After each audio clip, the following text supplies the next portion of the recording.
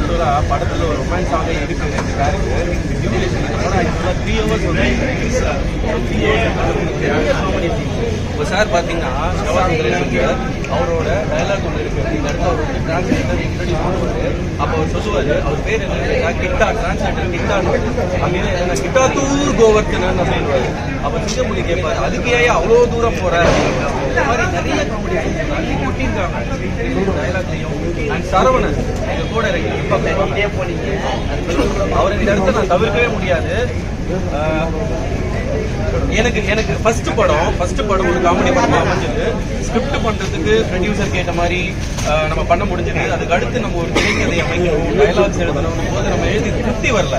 அப்போ எனக்கு நண்பர் முருகானந்தம் உள்ள வந்தாரு, பெரிய ஆர்பிஎஸ். அவர் கூட வந்தோம்னா சரவணன், அவரும் ஒரு இயக்குனர், இவர் ஒரு இயக்குனர். எனக்கு ஒரு பெரிய பலமா இருந்தாங்க. நான் அடுத்த படங்கள் பண்ணும் போதும் இவங்களெல்லாம் தவிர்க்க முடியாம ஒரு நிர்பந்தத்துக்கு ஆளாகிற மாதிரி ஆகிப்போச்சு. நான் இப்போ மைண்ட்ல எழுத ஆரம்பிச்சாலே ஜவா சுந்தரேசன் சார் முதல்ல நிக்கிறாரு. எனக்கு ஃபர்ஸ்ட் அவரை தான் நான் பிக்ஸ் பண்ணேன். நான் நட்டி சார் ஒரு பிம்பமாவே வந்துட்டாரு. எல்லாருமே ஒரு குடும்பம் மாதிரி ஆயிட்டாங்க. இன்னைக்கு இப்போ நான் திருப்பி நண்பன் சொல்லிட்டு இருந்தேன். இந்தியாவில் வந்து பெரும்பாலும் நிறைய பெரிய முதலாளிகள் வந்து நாட்டையே சொல்லிட்டு போயிருக்காங்க. சீமாலியா போன்ற நாட்கள்லாம் வந்து நிறைய போட்டியோட பணத்தை இந்தியாவில் வந்து நம்ம வந்து கொடுத்தது இல்லை நம்ம நாட்டுக்கு. ஃபியூச்சரில் எப்படி நீங்கள் அவங்கள வந்து மீட் பண்ணி நீங்கள் இந்த காமெடியாக அவ்வளோதான் காமெடிங்கிற எண்ணத்தோட பண்ணதான். யாரையும் வந்து அவங்க வைக்கணும் அப்படின்னு எந்த அரசியல் முன்னோக்கமோ யாரையும் வந்து பர்டிகுலராக நோட் பண்ணி கொடுக்கும்போது காமெடி நிறைய இன்னொரு விஷயம்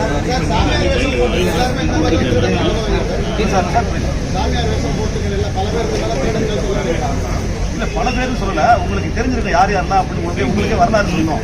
திரும்பி ரீவெண்ட் பண்ணி பார்த்தீங்கன்னா இந்த சாமியார் வேஷம் போட்டு என்னெல்லாம் பண்ணிருக்காங்கன்னு தெரியும் உங்களுக்கு. அது உங்களுக்கே தெரிஞ்சது தான். அந்த மாதிரி ஆளுங்கள்லாம் இருக்காங்கிறது உண்மை தானே. அந்த உண்மையை நாங்கள் பிரதிபலிக்கிறோம்.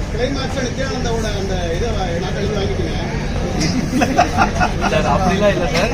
அவர் நண்பர் கேட்டார் இந்த இடத்துல, அவங்க எல்லாம் கொடுக்கல, நீங்க அவங்கள பத்தி ரஜத்துல கொடுக்கல, அட்லீஸ்ட் இப்படியாவது நம்மளால வாங்க முடியுமா ஒரு கற்பனையில ஒரு ஆசை தான். ஆமா பல படங்கள் பெரிய படங்கள் வரும் சார். போதுமான தியேட்டர் கிடைச்சா ஓரளவு பாசிட்டிவாக போயிட்டு சார். பாசிட்டிவாக போயிட்டு நீங்கள் ஒரு கேள்வி கேட்டீங்க. அந்த ஹீரோயின் இருந்தும் அவங்க சரியாக பயன்படுத்தாங்க. கிளாமர் பாயிண்டெல்லாம் நம்ம நகேஷ் ரெடி வச்சுக்கிறதுனால அவங்க கொடுக்க முடியாது. இந்த மூவி வந்து எப்பேற்பட்ட வீட்டில் வந்து மூவியா இப்போதான் ஒரு 6 மாதம் இல்லை ஸ்டோரி வைஸ் வந்து எப்பேற்பட்ட மூவியில் எப்பேற்பட்ட காலகட்டங்கள் இல்லை சார். அது வந்து காலகட்டம், அதாவது புரியுது ஒரு லைன் சொல்கிறாங்க. எனக்கு இந்த மாதிரி எப்பேற்பட்ட காலகட்டங்கள் ஆக்சுவலி நாங்கள் ஒரு ஜியோகிராஃபின்னு ஒன்று மெயின்டைன் பண்ணல சார். ஆரம்பத்துல இருந்து ஜியோகிராஃபியை ஒன்று மெயின்டைன் பண்ணல. உங்களை பற்றி 10 வருஷம் முன்னாடி வச்சுக்கோங்களேன். இல்லை சார், 10 வருஷம் முன்னாடி சார். இப்போ எம்எல்ஏ ஒரு சீட்டில் வந்து அக்கௌண்ட் ட்ரான்ஸ்ஃபர் பண்ணுறீங்க. அவ்வளோ பெரிய பணம் வந்து அக்கௌண்ட் ட்ரான்ஸ்ஃபர் மாற்ற முடியாது. 1 லட்சம் ரூபாய்க்கு மேலே போனாலே வந்து மக்கள் பார்ப்பாங்க. அது ஃபேக்குன்னு நினைப்பாங்க. 1 லட்சம் ரூபாய்க்கு மேலே போனாலே வந்து ஆதார் கார்டுன்னு பேன் கார்டுன்னு எல்லா டீட்டெயிலுமே வரும். நீங்கள் அப்படி இருக்கும் போது இல்லை சார், அது வந்து நீங்கள் சொல்கிறது நம்ம இந்தியாவில் அது வந்து அவங்க பண்ணுறது மாதிரி அப்ராட் அக்கௌண்ட்டு சுவிஸ் அக்கௌண்ட் இல்லை சார். இன்னொரு விஷயம் இந்தியா அக்கௌண்ட்டில் தான் சார். இல்லை சார், நீங்கள் கேட்குறது கரெக்ட். இப்போ நம்ம படம் பண்ணுறோம் சார். இப்போ நிறைய விஷயங்களை நம்ம டீட்டெயில் பண்ணிகிட்டே போக முடியாது இல்லைங்களா. ஒரு சில நார்மலான ஒரு டீட்டெயில் தான் அதுதான் சார். காமெடியில் no logic.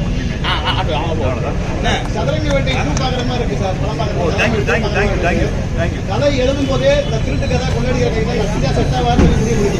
நட்டி ரொம்ப பொருத்தமா இருக்கிறது என்னமோ தெரியல. நட்டி சார் வந்து ரொம்ப பொருத்தமா இருக்கு. ஆமா ஆமா ஆமா. எழுதி முடிச்சதுக்கு பிறகு இதை யாரு கரெக்டா இருப்பான்னா தமிழ்நாட்டில் இருக்கிற ஹீரோக்கள்ல நட்டி சார் தான் கரெக்டா இருப்பாருங்கிறது எங்க எல்லாத்துக்குமே ஒத்த கருத்து. ஆமா, சொல்றது தப்பு இல்லையா சார். அவர் சதுரங்க வேட்டை பார்த்ததுல இருந்து அடுத்தவங்களை வந்து பேசி அதாவது எக்ஸ்பெரிஸ் மாதிரி பண்ணி அந்த காசை வந்து ஆட்டை போடுற விஷயத்துல நட்டி சாருக்கு ஈடு இல்லைங்கிற மாதிரி இருக்கு. இது அவர் பெருமையா தான் நினைக்கிறேன். இப்படி ஒரு பயங்கரமான வில்லன் வந்து நம்பியார் சார் இருப்பாரு, எம்ஜிஆருக்கு ஆப்போசிட்டா இருப்பாரு. அதுக்காக அவர் கெட்டவர் இல்லை. ஆனா பயங்கரமான வில்லன்கிற நம்பியார் சாரை பார்த்தோம்ல, அந்த மாதிரி கெட்டவராவோ ஏமாத்துற விஷயமாவோ பயங்கரமான ஒரு பொய் சொல்லி ஏமாத்துற விஷயத்தை நட்டி சார் அடிச்சு ஆளே இல்லாத மாதிரி தோணுது சார். சார் கான்மேன் அப்படின்னு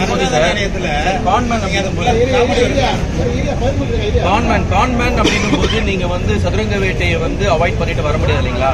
அப்படி வரும்போது அது நட்டி சாருக்கு தான் சார் ரிசம்பிள் ஆகும். ஒரு படம் வந்து ஒருத்தர் ஞாபகப்படுத்தும், ஏமாத்துறதுனா டக்கு நட்டிசனை ஞாபகம்.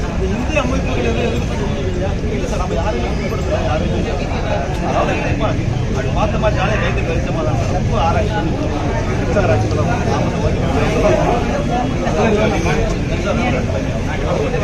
நல்ல ஒரு காமெடி படம். எத்தனை தேட்டரில் ரிலீஸ் பண்ணுறீங்க? சார் அது டிஸ்ட்ரிபியூட் தான் ஆண்களும் போயிட்டு சார் இப்போ இதில் நிறைய கதை தத்துவம்லாம் சொல்கிறாரு. அது நீங்கள் எழுதி கொடுத்ததா இல்லை அவர் நட்டியாக இம்ப்ரவைஸ் பண்ணதா?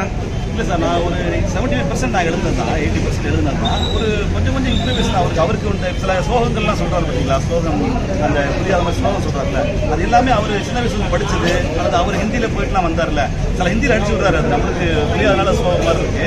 அதை மீறி அவர் வந்து சின்ன வயசுல இருந்தே வீட்டில் வந்து இந்த பெரிய ஆன்மீக சம்பந்தமான பாடல்கள் இருக்குல்ல, அதை மனப்பாடம் பண்ணி வச்சிருக்காரு. ஆக்சுவலாக அதை அவர் சொல்ல சொன்னால் 1 hour சொல்லுவார் போல, அவ்வளோ மைண்டில் வச்சிருக்காரு. கோளாறுபதிகம்லாம் அப்படி எப்படிதான் பதிகம் 36 மணிமேலாம் பயங்கரமா சொல்றாரு. அவர் சொன்னதுலேயே ஒரு ஹைலைட்டான விஷயம் சாம்சபக்ஷம் டபுள் மீனிங்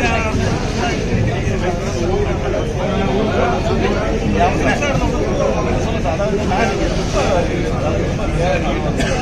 இல்லை மெசேஜ் அது கடந்து போகிறோம். அது மாதிரி இப்போ நம்ம இவர் வெளிநாடு திருப்பி போகிறோம். வி.கே. ராமசாமி செய்வார். வி.கே. ராமசாமி வந்து பேப்பர் படிச்சுட்டு இருப்பாரு, ஒரு அம்மா கூட்டிகிட்டு இருப்பாங்க, அதை பார்ப்பாரு.